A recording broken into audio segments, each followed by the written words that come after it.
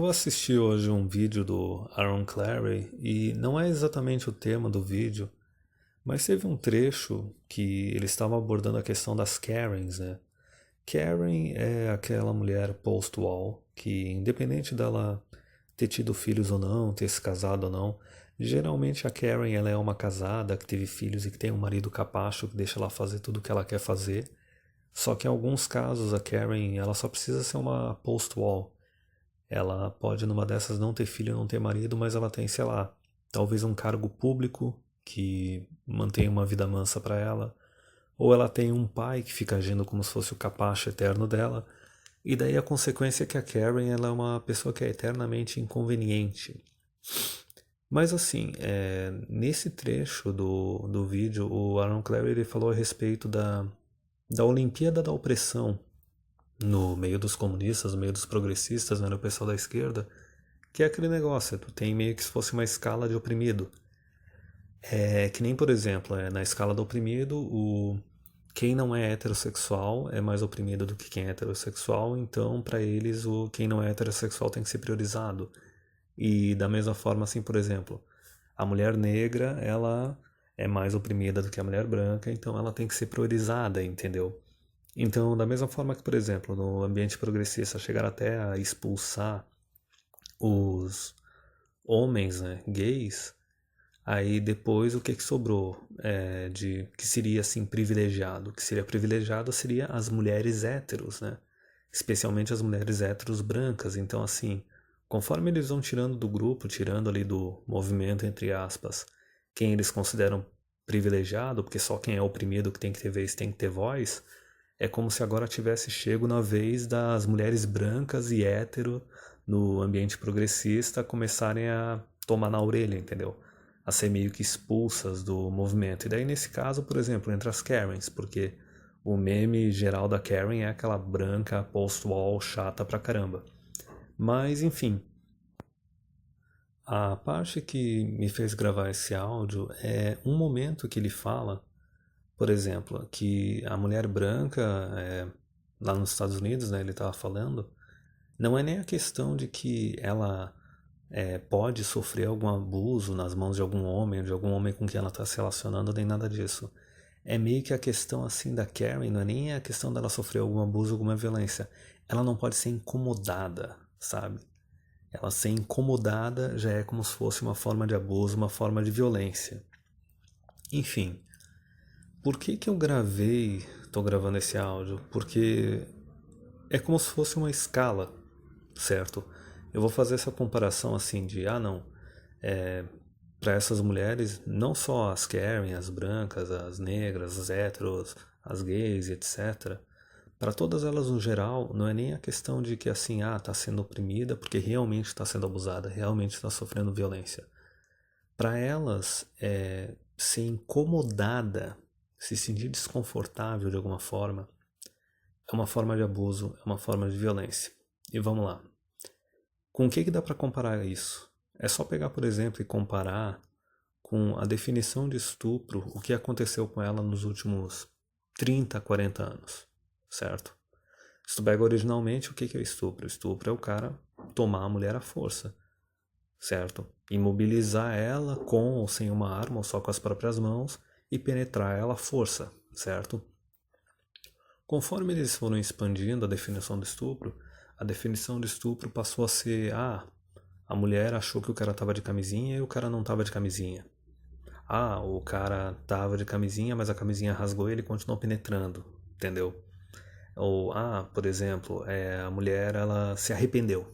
Né? Esse é o mais básico do Me Too e do Yes Means Yes. A mulher se arrependeu de transar com o cara. Ela estava se relacionando com ele, achando que ia namorar com ele, ou achando que ia namorar e casar com ele, mas ele só queria diversão. E daí ele terminou com ela. E daí depois ela acusou de estupro. Entendeu? E, novamente, aquele negócio, a acusação pode ser feita semanas, meses, anos depois. Então a gente vê que algo que originalmente realmente era uma violência, era um abuso, foi se expandindo para uma escala ao ponto de não é uma inconveniência, entendeu? O cara decepcionou ela, o cara foi inconveniente com ela, incomodou ela, entendeu? Isso é violência, isso é abuso. Por que que eu tô falando isso? Porque agora em 2020 inseriram no Maria da Penha aqui no Brasil a definição de violência psicológica, certo? E se for resumir, a violência psicológica é basicamente qualquer coisa que cause, como é que é o termo? Desconforto emocional na mulher, certo? Qualquer coisa que deixa ela estressada, deixa ela paranoica. Então o que que é isso? Já não é mais aquela questão de violência e abuso real, de força física, certo? Ou de prender a pessoa num lugar e proibir a pessoa de fazer algo, não. É simplesmente inconveniência, se sentir incomodada. Isso daí já é uma forma de violência, já é uma forma de abuso. Então tu vê como as coisas se conectam, certo? Não aquela parte do meme, era só uma introdução, porque eu acho interessante o pessoal saber qual é o negócio do meme da Karen. Mas é importante saber isso daí também da Olimpíada da Opressão no meio dos ambientes progressistas, no meio dos ambientes feministas, porque se tu conhece como é que é essa hierarquia, tu sabe qual vai ser a próxima pessoa nesse grupo que vai tomar paulada, certo? Porque, por exemplo, primeiro quem tomou paulada, quem era considerado menos oprimido lá, eram os gays, os homens gays, certo? Aí, depois disso, quem veio tomar paulada foram as mulheres hétero, mulher hétero branca. Tanto que essas mulheres héteros brancas, elas viraram as TERFs, né, aquelas feministas mais radicais que começam a falar que não, só mulher biológica é mulher. E elas também compraram briga com as mulheres trans.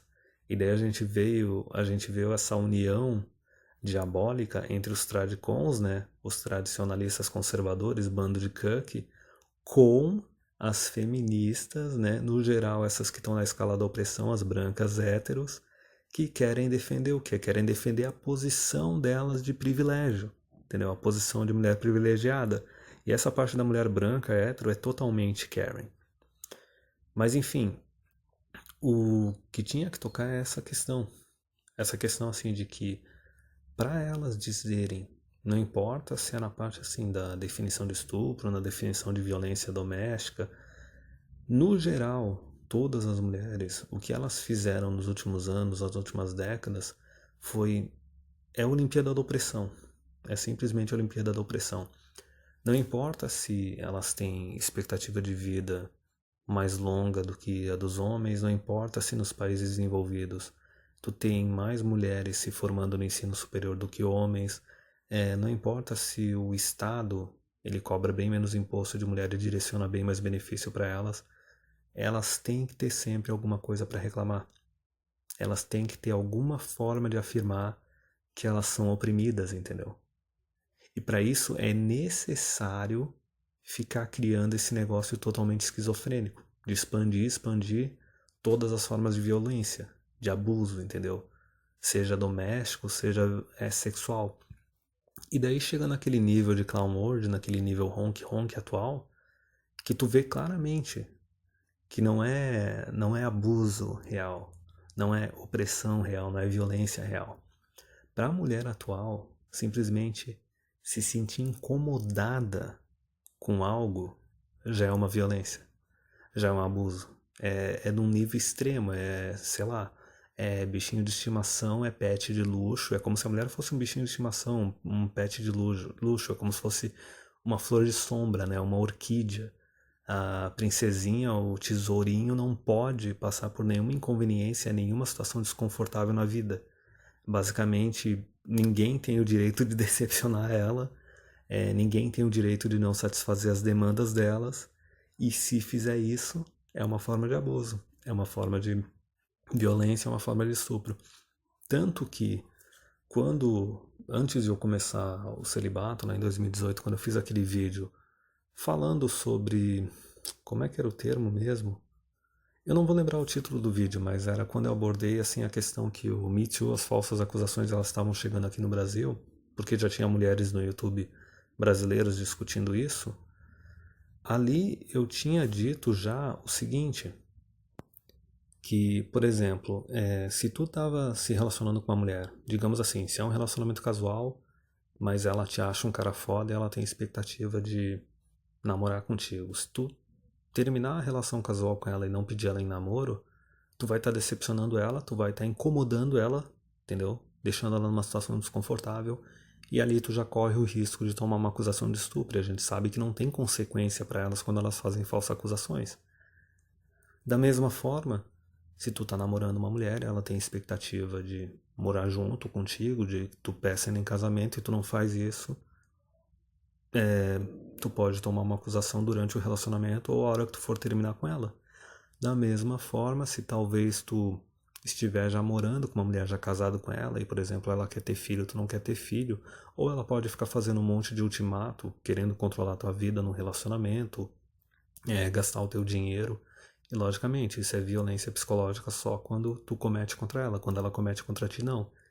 Então, assim, até nesse estágio, relacionamento sério, com ou sem filhos, se tu não satisfazer as demandas dela, tu pode tomar uma acusação, certo?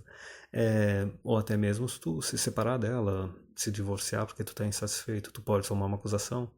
E tu vê o que é esse leque, né? Porque esse negócio de violência psicológica é mais uma coisinha para inserir na Maria da Penha, é mais uma arma colocada na mão da mulher.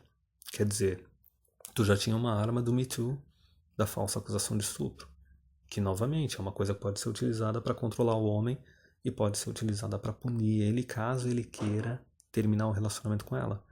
E da mesma forma, agora tem mais uma arma na mão da mulher, que seria a definição da violência psicológica, que é qualquer coisa que incomode a mulher, que ela pode ficar usando isso durante o relacionamento.